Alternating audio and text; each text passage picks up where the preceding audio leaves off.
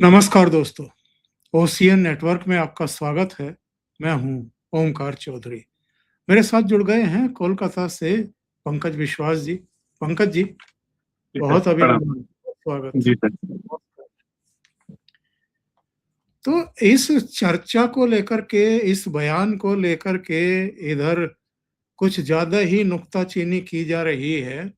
शुभेंदु अधिकारी ने जो निर्देश दिए हैं कि जो भी घुसपैठिया पकड़ा जाए, उसे खिला-पिला करके और बीएसएफ के हवाले कर दिया जाए, ताकि बशीरहाट बॉर्डर के ज़रिए उसको वापस बांग्लादेश भेजा जा सके।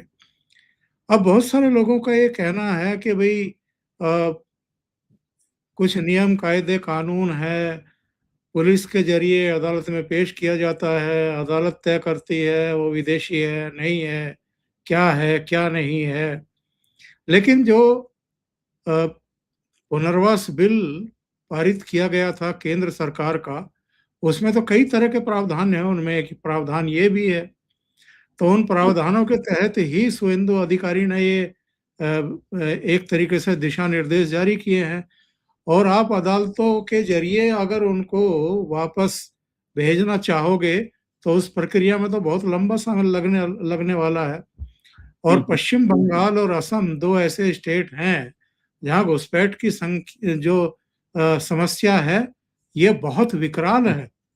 तो ये जो घुसपैठियों से निपटने का एक मैकेनिज़्म अपनाया जा रहा है, इसको लेकर के कुछ लोगों ने सवाल क्यों उठाने शुरू कर दिए? सर, सवाल उठाने वाला तो कभी भी कुछ भी सवाल उठा सकता है। ये तो उनके ऊपर है। और सच तो ये है कि सर, जिन लोगों को पकड़ा जाता है, बहुत सारे केसेस में देखा गया है कि 2 साल, 3 साल, 4 साल उनको जेल में रखा गया है, उसके बाद फिर वापस किया गया है। और मल्टीपल केसेस में ऐसा हुआ है कि बांग्लादेश की जो सरकार है, अपने ही लोगों को पहचानने से या अपने देश में लेने से वो इनकार करती है, वो नकार देते हैं, नहीं ये हमारा आदमी नहीं है। तो इसमें बहुत समय लग जाता है, पहली बात।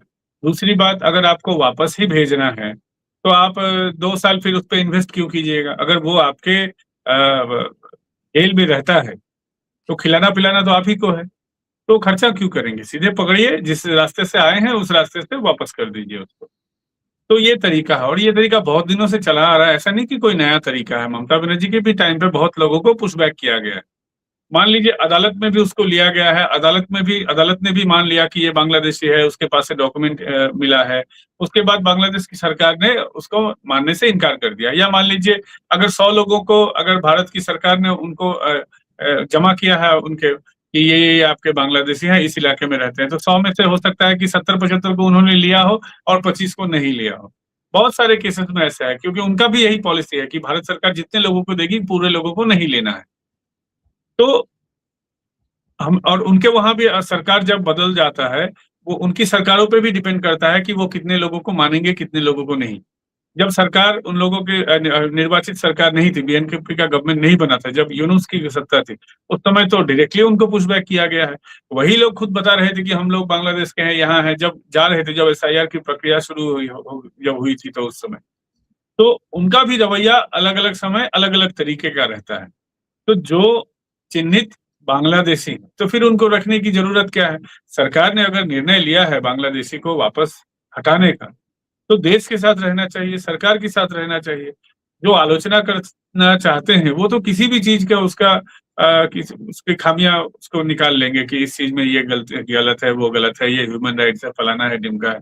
जितना भी ह्यूमन राइट्स है बांग्लादेशियों के लिए है, भारतीयों के लिए कोई ह्यूमन राइट्स नहीं। अभी देखिए, भारत सरकार वहां पर फेंस लगाना चाहती है इंडो बांग्लादेश बॉर्डर पे।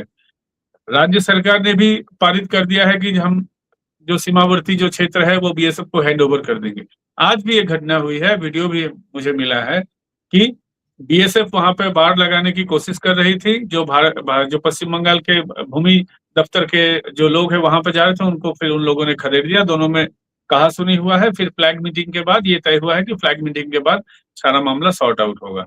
तो उनका रवैया भी सही नहीं है, वो भी हर चीज में जो है टांग अड़ाने की कोशिश करते हैं।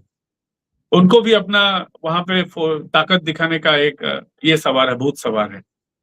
तो सरकार का तो इरादा साफ है कि हम घुसपैठ नहीं होने देंगे। अब इसके तरीकों को लेकर चर्चा हो सकती है, आलोचना हो सकती है, लेकिन सरकार का जो इरादा है वो बहुत अच्छा है। क्यों एक देश के लोग इस देश में आएँगे? अगर आने का भी तो कोई कानून है। देश के ऊपर ये निर्भर है कि वो किसको लेना चाहती है, किसी को नहीं लेना चाहती। ये तो आलोचना की बात है, लेकिन सरकार का जो फैसला है, वो बहुत अच्छा फैसला है। मैं भी पर्सनली मानता हूँ कि उनको खिलाने-पिलाने का 2 साल यहाँ रखने का कोई ज़रूरत नहीं है और सरकार जितनी सख्ती करेगी, तब जाके ये घुसपैठ बंद होगा क्योंकि एक साइकोलॉजिकल इफ़ेक्ट तो तैयार होना भी ज़रूरी है। इतने दिनों तक वो इसको सराय-खाना मानते थे। यहाँ आते थे नौकरी करने के लिए ज़्यादातर लोग, कुछ लोग यहाँ पर आते थे कि यहाँ की सिटीज़नशिप लेके फिर वो दुबई में जाएँगे क्योंकि ब बहुत सारे मुसलमान कंट्रीज़ ने बांग्लादेश और पाकिस्तान के लोगों को लेने से मना कर दिया है। वो भारत के लोग खुद को भारत का बाशिंदा दिखाकर, भारत का सिटीज़न नागरिक दिखाकर वहाँ जाने की कोशिश करते थे। तो ये देश तो कोई सराय-खाना है नहीं कि जब जो जाएगा, जो मर्ज़ी होगा वो करेगा। बहुत अच्छा शुभेंदु अधिकारी की सरकार ने बहुत अच्छा फैसला लिया है, इससे एक साइकोलॉजिकल इफ़ेक्ट होगा, जो साइकोलॉजिकल इफ़ेक्ट होना ज़रूरी है कि यहाँ आओगे तो तुम अच्छी तरीके से नहीं रहोगे, तुम्हें पकड़ा जाएगा, तुम्हें वापस कर दिया जाएगा, तुम्हारे साथ सही सलूक नहीं होगा। ये एक साइकोलॉजिकल इफ़ेक्ट बनना बहुत ज़रूरी है, नहीं तो वो तार लगा के भी काम नहीं होगा, तार काट के फिर वापस चले आएँगे। ये साइकोलॉजिकल इफ़ेक्ट तैयार करना बहुत ज़रूरी था, जो अभी शुरू हुआ है। अमित शाह जो हैं वो बीएसएफ के एक कार्यक्रम में थे और जी, उन्होंने बताया कि जल्दी ही त्रिपुरा, असम और पश्चिम बंगाल तीनों के मुख्यमंत्रियों के साथ हमारी एक बैठक होगी बहुत अहम, और इसमें खास तौर से जो अवैध घुसपैठ है उसको रोकना, घुसपैठियों की पहचान करना, उन्हें वापस भेजना, इस पर चर्चा होगी। और जो जी, सीमावर्ती राज्य हैं वहां पर जो जनसांख्यिकी को कृत्रिम रूप से बदलने की साजिशें रची जा रही हैं, उसको पूरी तरीके से नाकाम करेंगे।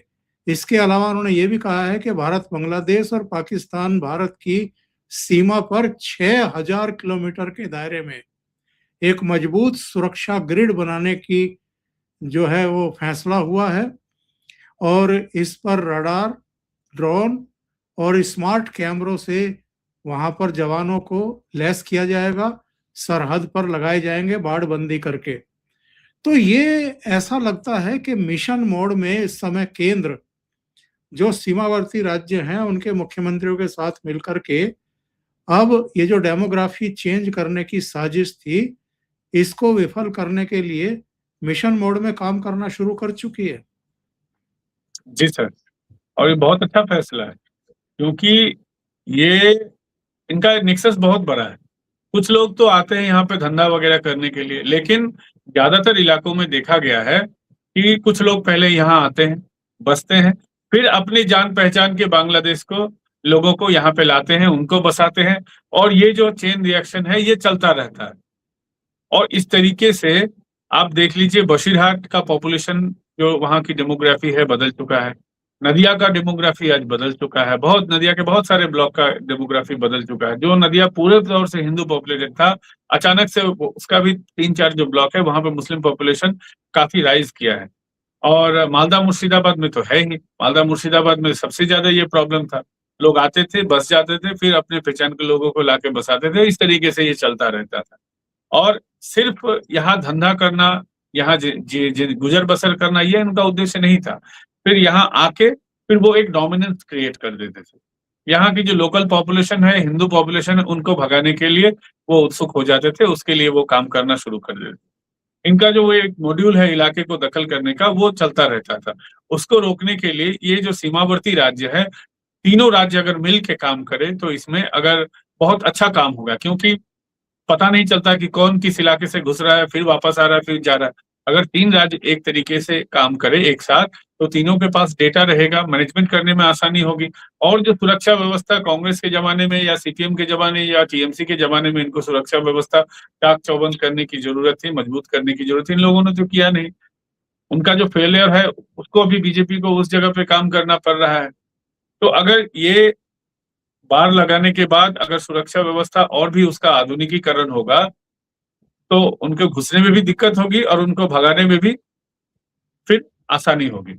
और यहाँ किस-किस तरीके से घुसपैठ हो रहा है, उनका एक्चुअली उद्देश्य क्या है, कितने रेडिकल ग्रुप्स यहाँ पे काम कर रहे हैं और उनका उद्देश्य क्या है, क्योंकि अलग-अलग रेडिकल ग्रुप्स अलग-अलग तरीके से काम करते हैं। उनका मोडस ऑपरेंडी भी अलग होता है और उनका उद्देश्य भी अलग, एक तो उद्देश्य होता ही है लेकिन कुछ-कुछ अलग-अलग ये होता है।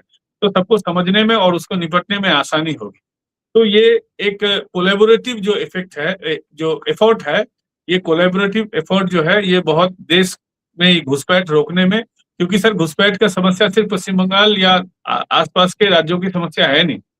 सर दिल्ली में ही देखिए हज़ारों लोग वहाँ काम करने वाली जो बाई थी वहाँ पे, वो अपने को बंगाली या पश्चिम बंगाल के जो यहाँ की रहने वाली बताती थी। लेकिन actually they are Bangladeshis. Bharat के हर कोने में वो आज फैल चुके हैं। तो इनको तो वापस करना तो एक बड़ी टास्क है और एक इससे भी बड़ा टास्क है कि आने वाले दिनों में इनको रोकना। तो दोनों जो है, दोनों जगहों पे ये जो काम हो रहा है और ये जो कोलैबोरेटिव इफेक्ट है, एक साथ काम करने का जो ये है, ये आने वाले दिनों में बहुत फायदेमंद होगा नेशनल सिक्योरिटी के लिए। क्योंकि आप देखिए Bangladesh is not only Bangladesh, वहाँ पर आज पाकिस्तान का प्रेज़ेंस बहुत ज़्यादा है, आईएसआई का प्रेज़ेंस बहुत ज़्यादा है। वहाँ के जो रेडिकल ऑर्गेनाइज़ेशंस है, जमात है, हिजबुत तौहीद है और भी बहुत सारे ऑर्गेनाइज़ेशन हैं, अंसारुल बांग्ला है, जेएमबी बांग्लादेश है, बहुत सारे ऑर्गेनाइज़ेशन जो है आईएसआई के साथ मिलके काम कर रही। तो सिर्फ वो कि पश्चिम की दिशा से जो टेररिज्म हो रहा था, अब वो सिर्फ पश्चिम तक नहीं रुका है, अब ईस्टर्न ज़ोन से भी वो टेररिज्म को प्रमोट करने की कोशिश कर रहे हैं और टेररिज्म का एक नया मॉड्यूल बना रहे हैं। तो इसको रोकने के लिए अगर रोकने की ज़रूरत है, तो ये कोलैबोरेटिव इफेक्ट जो है, एफर्ट जो है, ये आने वाले दिनों में बहुत अच्छा एफर्ट साबित होगा, क्योंकि मिलकर लड़ने की ज़रूरत है हमें। एक और खबर मैं देख रहा था, बुलडोज़र तो निकल ही आए हैं पश्चिम बंगाल में। एक किसी कॉलोनी में बिल्डिंग, ऊँची बिल्डिंग जी। के सामने कोई क्लब बना दिया गया था जबरन और उस पर कोई बुलडोज़र चला है, तो वहाँ लोग जश्न मना रहे हैं। तो ये जो गुंडागर्दी थी, खुली गुंडागर्दी थी, इस पर अब अंकुश लगने की पूरी-पूरी संभावनाएँ दिखाई देने लगी हैं। सर जब सरकार बदलता है, तो सिस्टम भी बदलता है। जब टीएमसी थी, तो उनके लोग इस तरीके की गुंडागर्दी करते थे।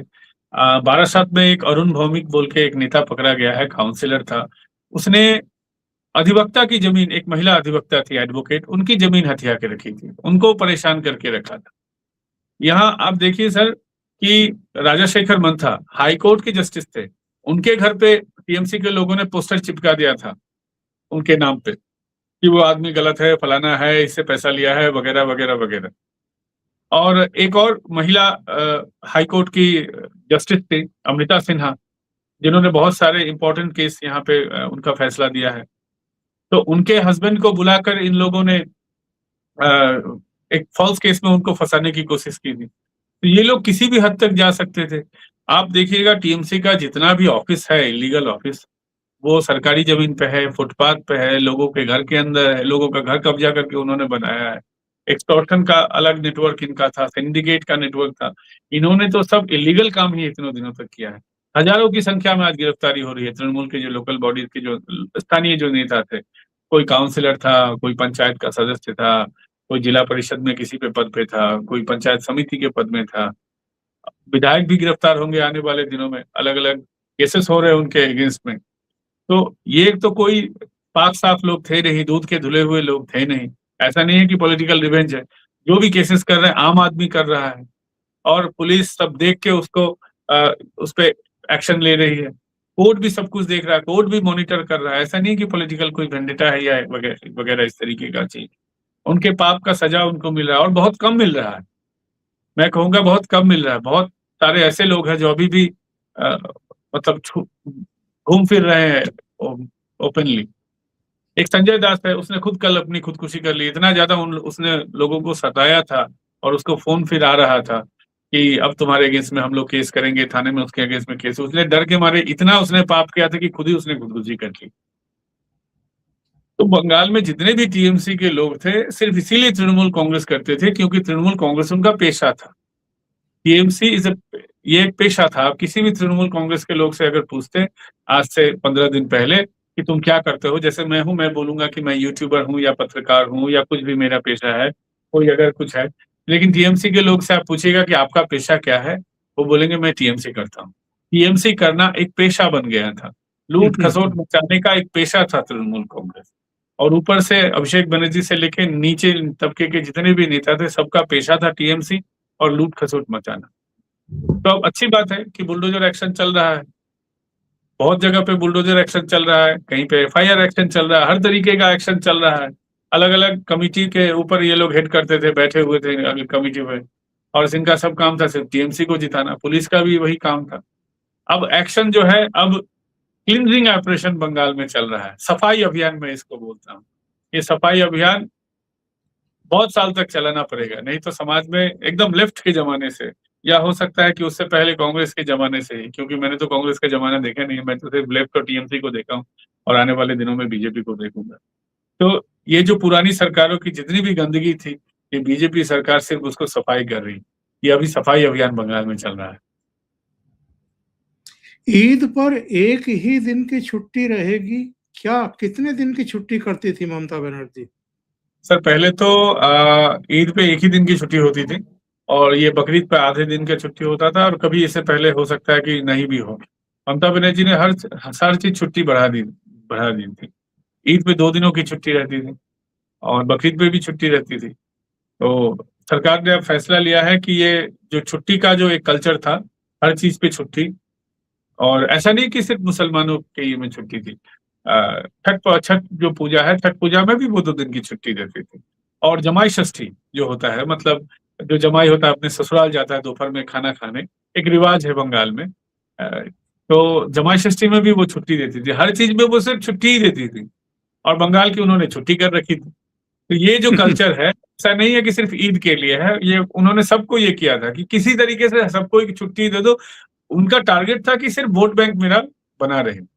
इससे वर्क कल्चर खराब हो, उनको कुछ फ़र्क नहीं पड़ता है, इससे सरकार को नुकसान हो, कुछ फ़र्क नहीं पड़ता था उनको। वो सिर्फ हर चीज़ को वोट बैंक के तौर पे देखती थी।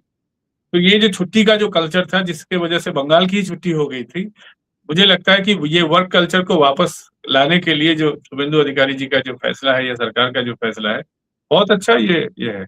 एक ही दिन का छुट्टी है, तो इसमें क्या फ़र्क है? जो छुट्टी मनाना चाहता है, छुट्टी मनाए और अगर किसी को ज़्यादा दिन छुट्टी चाहिए, तो वो अपील करेगा। लोगों के पास सीएल होता है, ईएल होता है, मेडिकल लीव होता है, ये सब तो इसी के लिए दिया जाता है, छुट्टी लेने के लिए। लेंगे किसी को अगर किसी दिन छुट्टी लेना है तो। सबको पता है फलता का रिजल्ट क्या आने वाला है। क्या ममता बनर्जी और उनका कैंप भी नतीजे का इंतजार कर रहा होगा या नहीं? सर, ममता बनर्जी को अगर नतीजे का इंतज़ार होता या अभिषेक बनर्जी को होता, तो वो फलता में जाती कैंपेन करने के लिए। शुभेंदु अधिकारी जी तो जानते थे बीजेपी जीतेगी। फिर भी उन्होंने वो वहाँ पे गए, उन्होंने एक मेगा रैली की। अभी बड़े नेताओं को लाने की ज़रूरत अभी बड़े नेताओं को लाने की ज़रूरत नहीं है, इसीलिए बड़े नेताओं को लाया नहीं जा रहा है। अभी सिर्फ आपका Suvendu Adhikari ji is enough to handle this situation, that's why he is only doing a mega rally. उन्होंने एक मेगा रैली भी किया, छोटे-छोटे और भी बहुत सारे रैलीज़ हुए हैं। तो अभी अगर टीएमसी को लगता है कि वो अगर लड़ाई में है, तो उनको भी रैली करना चाहिए था। क्योंकि इस फलता में तो अभिषेक बनर्जी ने बहुत बड़ा-बड़ा डींग हाके थे यहाँ आके। वो गाड़ी के ऊपर खड़े होके हाँ, ऐसे कोई साउथ इंडियन सुपरस्टार जैसे हाथ हिलाते-हिलाते बहुत सारे उन्होंने भाषण दिए थे फलता में। तो अब वो क्यों नहीं वहाँ पे है? उनको पता है कि वो हारने वाले हैं।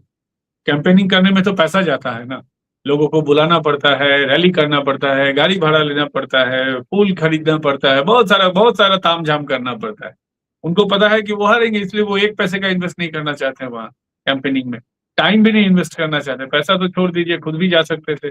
उसके लिए मान लीजिए अगर पैसा नहीं खर्चा करना था तो सोशल मीडिया पे वो आके जनता से अपील कर सकते थे कि हमको जिताइए। उन्होंने सोशल मीडिया तक पे अपील नहीं किया।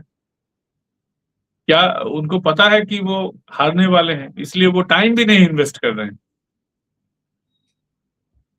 अजय पाल शर्मा के सामने खुद को पुष्पा बताने वाला जहांगीर खान किसी को पता भी नहीं है कि मैदान से हटने के बाद वो कहाँ गायब हो गया है। जैसे गधे के सिर से सींग गायब हुए होंगे किसी जमाने में, ऐसी हालत उसकी है, उसकी कोई शक्ल भी दिखाई नहीं पड़ रही है किसी को। ये वैसे ही नहीं है पंकज जी के कोई पहलवान दंगल में उतरने से ही इनकार कर दे, यानी अपनी हार पहले ही मान ले तो क्या हम ये मान करके चलें कि भारतीय जनता पार्टी की सरकार बनते ही, शुभेंदु अधिकारी के मुख्यमंत्री बनते ही अब ममता बनर्जी ने कंधे ढीले छोड़ दिए हैं, हार मान ली है, यानी दी एंड स्वीकार कर लिया अपनी राजनीति का, या अभी सुस्ता रही हैं, कुछ समय बाद फिर से मैदान में दिखाई दे सकती हैं? मुझे लगता है कि सुस्ता नहीं, ये मेरा पर्सनल ओपिनियन है। हार तो जरूर उन्होंने माना है, क्योंकि इसलिए हार माना है क्योंकि वो उनको पता है कि वो किस तरीके से जीतती थी 2021 में। 2011 में तो जनता ने उनको इसीलिए लाया था कि जनता सीपीएम से परेशान हो गई थी, जिस तरीके से ममता बनर्जी से भी परेशान। तो 2011 तक से 2016 तक तो सब मामला ठीक था, लेकिन 2016 के बाद जनता का ममता बनर्जी से मन उठने लगा। उन्होंने जिस तरीके से 2016 में उन्होंने शपथ लिया था एक ही साथ ईश्वर और अल्लाह के नाम पे, तो ये हिंदुओं को भी छुआ था, मुसलमानों को भी छुआ था। मुसलमानों के पास भी ऑप्शन नहीं था, ममता बनर्जी को छोड़ के अभी भी उनके पास ऑप्शन नहीं है। हिंदुओं के पास भी ऑप्शन नहीं था। फिर उन्होंने एक वो पाप पे पाप करती चली गई, उनका पाप का घड़ा फिर भरता चला गया। फिर बीजेपी जब ऑप्शन बनकर सामने आई तो 2021 में ही ममता बनर्जी हार सकती थी या हार चुकी थी। अगर आईपैक का जो नया रिगिंग करने का जो नया सिस्टम अगर सामने नहीं आता, जो करने के बाद जो बीजेपी को पता लगा कि बंगाल में इस तरीके से रिगिंग होता है, जिसको इस बार रोका गया। अगर ये फॉर्मूला पहले ही इजाद हो जाता, अगर भाजपा को पता लग गया होता कि इस तरीके से भी रिगिंग हो सकता है, इसको इस तरीके से रोकना चाहिए, और इलेक्शन कमीशन को भी अगर ये पता होता कि इस तरीके से यहाँ मैनिपुलेशन होता है, तो 2021 में ही वो हार जाते। उनको तो पता है कि वो किस तरीके से जीतती, इसीलिए उन्होंने अपना वो डिफीट जो है, वो मुंह से जो भी बोले, लेकिन एक्चुअली उन्होंने डिफीट स्वीकार किया है। लेकिन अभी भी आप देखिए कि अलग अलग तरीके से टीएमसी के लोग जिस तरीके से दंगा भड़काने की कोशिश कर रहे हैं, वो अलग अब माहौल बनाने की कोशिश में है, क्योंकि वो भी तो पॉलिटिक्स के मंझे खिलाड़ी हैं। उनको पता है कि बीजेपी जनता के जिस यूथ सपोर्ट के साथ आई है, अगर बड़ा कदम लिया जाएगा तो वो उनके अगेंस्ट में जाएगा, और जो भी जा भी रहा है वो सिर्फ हाईकोर्ट में आई, उनको लोगों ने दौड़ा दिया, चोर चोर बोल के उनके पीछे लोग दौड़ पड़े। तो हर नेता के पीछे होगा। वो अब एक टाइम फ्रेम खोजना चाह रहे हैं जिसके बाद वो मैदान में उतरेंगे। वो टाइम जब बनेगा, हालांकि बनेगा या नहीं बनेगा ये तो मुझे पता नहीं, लेकिन कभी ना कभी वो मैदान में उतरने की कोशिश तो जरूर करेंगे। अब बीजेपी को सतर्क रहना है, और बीजेपी भी नहीं चाहती, मुझे लगता है कि टीएमसी इतनी जल्दी टूट जाए, क्योंकि अगर टूट जाएगा तो फिर जाएंगे कहाँ वो, या तो सीपीएम में चले जाएंगे या बीजेपी मारने की कोशिश करेंगे। ये एक बड़ा मसला है बीजेपी के लिए कि इस पार्टी को अगर तोड़ा जाएगा, या अगर ये पार्टी टूट जाए, बिखर जाए, तो ये बहाव की ओर जाएगा। तो जिस दिन इसका फॉर्मूला मिल जाएगा, उस दिन ये पार्टी भी टूट जाएगी। आप देख लीजिएगा आने वाले दिनों में। मैं आपको बता देता हूं सर कि ये पार्टी ज्यादा दिन तक रह नहीं पाएगी, क्योंकि TMC was a profession. TMC एक प्रोफेशन था। टीएमसी वाज ए प्लेटफॉर्म जहां से लोग धंधा करते थे, अपना बिजनेस चलाते थे, पैसा जनरेट करते थे। तो ये सिस्टम तो अब टूट गया है, सरकार में तो वो है नहीं। अब उनके लिए सिंडिकेट चलाना आसान नहीं होगा। आसान क्या, होगा ही नहीं। कोई गलत काम करना, बालू की चोरी करना, तस्करी करना, ये सब बंद हो जाएगा जो वो लोग इतने दिनों तक करते थे। अब इनको तो अब कोई दूसरा ऑप्शन पे ढूंढना पड़ेगा, या तो राजनीति छोड़ देना पड़ेगा। तो यही है कि टीएमसी जब 1-2 महीने के बाद आप देखिएगा ये लोग खुद सुस्ता जाएंगे, कि टीएमसी ज्यादा दिनों तक रहेगी नहीं। लेकिन ममता बनर्जी भी इतनी जल्दी वो मैदान छोड़ देंगे या कुछ गलत प्लान नहीं करेंगे, ये मैं नहीं मानता। वो जरूर कुछ ना कुछ गलत प्लान जरूर इस राज्य के खिलाफ या इस देश के खिलाफ जरूर करेंगे। और क्या ये तय हो गया है कि राइटर बिल्डिंग से ही नई सरकार काम करेगी? सर, राइटर्स बिल्डिंग में स्पेस कम है, उसके लिए राइटर्स बिल्डिंग को मॉडिफाई करना जरूरी है, और उसका काम किया भी जा रहा है। नवान्नों का जो सिस्टम है, एक गलत तरीके से वहां सरकार चलता था। अब शुभेंदु अधिकारी जी ने भी इस तरीके का कोई ऐलान नहीं किया है कि हम नवान्नों में कुछ भी काम नहीं होगा। जरूर हो सकता है कि वहां पे सेक्रेटेरिएट रहे, या ऑफिसर्स रहे, कुछ ऑफिसर्स रहे, कुछ डिपार्टमेंट हो सकता है कि आने वाले दिनों में कुछ सालों तक मिला जुला के ये काम चले। उसके बाद राइटर्स में जब ये लोग शिफ्ट हो जाएंगे, अगर वहां से सरकार अगर सही तरीके से चलेगा, अभी आप अगर नवान्न छोड़ देंगे तो वहां से बहुत सारे फाइलें गायब हो जाएगी। बहुत सारी फाइलें गायब हुई है। गायब किया गया है। बहुत सारे फाइलों को उनका डेटा ट्रांसफर भी हुआ है। तो अभी राइटर्स को ओपनली छोड़ देना सही नहीं होगा। अभी माफ कीजिएगा, नवान्नों को खुला छोड़ देना अभी हाँ, सही नहीं होगा। नवान्नों का पूरा सिस्टम समझ लेने के बाद अगर उसको फिर यहाँ पर शिफ्ट करेंगे तो वो समझदारी भरा फैसला होगा। वही शुभेंदु अधिकारी जी ने किया है। अब दोनों को मिला मिला के काम होगा।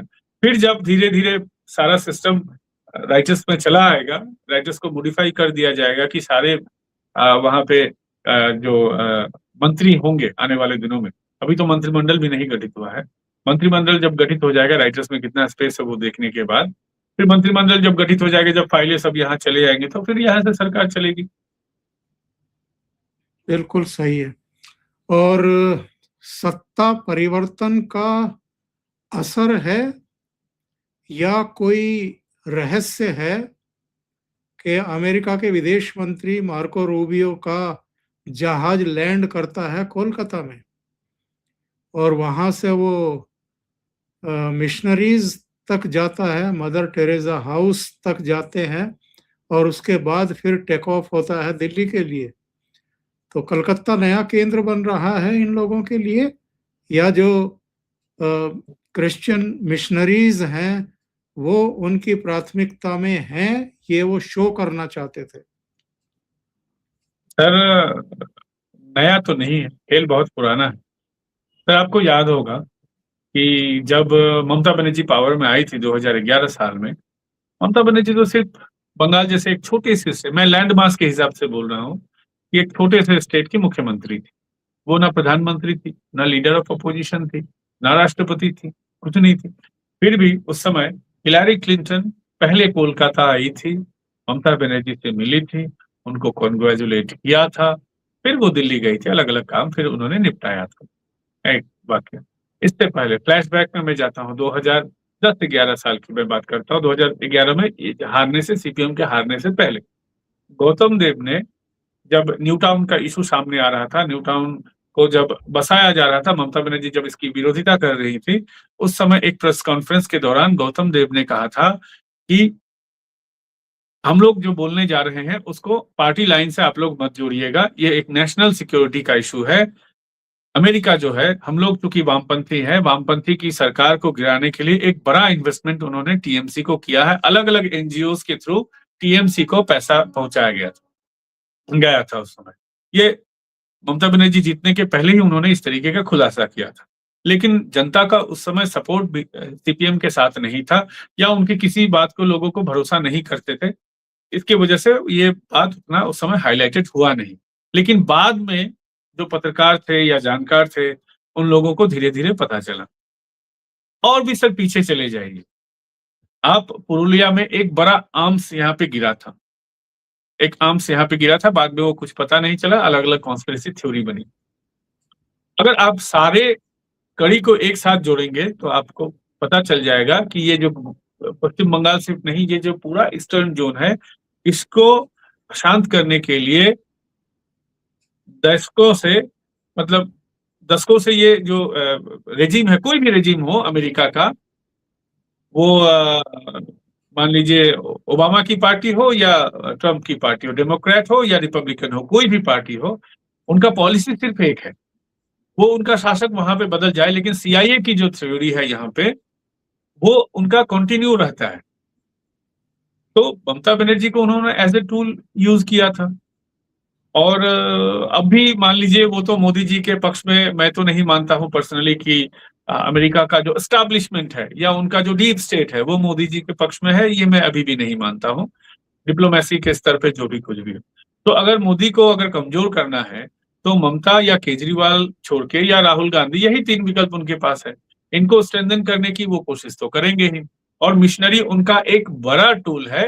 मिशनरी पॉलिटिकल टूल आपको नहीं दिखेगा, लेकिन मिशनरी एक बड़ा टूल है जो हिंदुत्व के खिलाफ नैरेटिव बनाता है, जो यहाँ पर एक पॉपुलेशन इम्बैलेंस तैयार करना चाहता है। मिशनरीज को एक ह्यूज फंडिंग दिया जा रहा है। मिशनरीज का काम है इंटीरियर इलाकों में जाना, शहरी इलाकों में नहीं जाना, जहां पर मीडिया की पहुंच नहीं होती है, जहां पर थाने का इलाका भी बड़ा बड़ा होता है, 25 किलोमीटर 30 किलोमीटर एक एक थाना का इलाका होता है। वो इंटीरियर इलाकों में वो जाके वो कन्वर्शन रैकेट चला रहे हैं। और बड़ी सफाई से चला रहे। पहले तो वो कन्वर्ट होने के बाद हिंदू औरतों को मांग से सिंदूर, हाथ से शाखा पौला जो बंगाल की हिंदू महिलाएं पहनती हैं उनको हटा लेने की बात कर, अब वो बोलते हैं नहीं नहीं नहीं, समाज में तुमको घुल मिल के रहना है। जिस तरीके से पंजाब में पगड़ी वाले क्रिश्चियन मिल रहे हैं, बंगाल में भी शाखा सिंदूर पहनने वाले या हिंदू अटायर वाले, इस तरीके के अटायर वाले, उनको नया एक कन्वर्जन रैकेट, यहाँ पे नया एक मॉड्यूल तैयार किया गया है। तो मिशनरी को प्रमोट इसीलिए तैयार किया जा रहा है कि पॉपुलेशन इम्बैलेंस तैयार हो। अगर पॉपुलेशन ज्यादा होगा तो एक नैरेटिव खड़ा करने में उनको आसानी होगी, समाज में अफरा तफरी फैलाने में सुविधा होगा, लोग एक तरीके की बात करेंगे फिर, और सरकार को भी डिस्टर्ब करने में फायदा होगा। तो मिशनरी का गेम जो है वो एक बड़ा गेम है और वो अलग गेम है। हालांकि उनका जो अल्टीमेट गोल है उसी के साथ सारा कुछ रिलेट होता है। तो इसीलिए मुझे लगता है कि ये मिशनरी को जो है स्ट्रेंथन करने की कोई कोशिश होगी, साजिश होगी, या मोरली उनके पास हम हैं, या सपोर्ट आपको कर रहे हैं, या सरकार को भी डराने का एक ये तरीका हो सकता है, एक टूल हो सकता है। बिल्कुल। बहुत बहुत धन्यवाद पंकज जी, इतना समय निकालने के लिए, जुड़ने के लिए और बहुत महत्वपूर्ण मुद्दों पर चर्चा करने के लिए। Thank you so much. Thank you sir. नमस्कार।